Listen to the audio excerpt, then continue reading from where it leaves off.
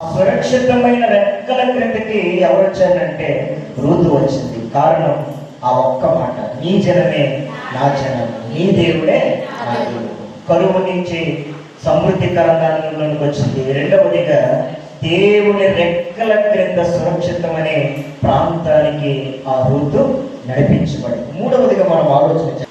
ఇప్పుడు రూతుని వివాహం చేసుకోవడానికి ఇద్దరు పురుషులు మాట్లాడుకుంటున్నారు.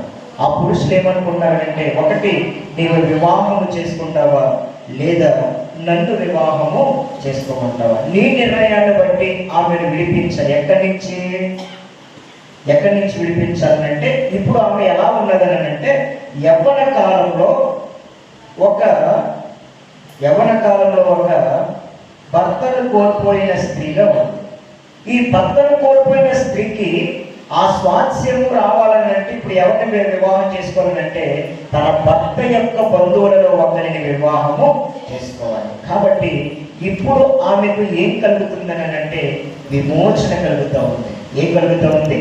విమోచన కలుగుతూ ఉంది. భర్త యవ్వన కాలంలో మరణించగా దాస్యములోనికి వెళ్ళిపోయిన రూతు యొక్క జీవితం ఏమవుతుందంటే విమోచనలోనికి నడిపిస్తూ ఉన్నాడు. కారణం ఏంటంటే ఆమె దేవుని యొక్క రెక్కల క్రిందకి వచ్చేస్తుంది. చూడండి, 2వ అధ్యాయము ఆయన రెక్కల క్రిందకి వచ్చినంటే రూతు యొక్క జీవితం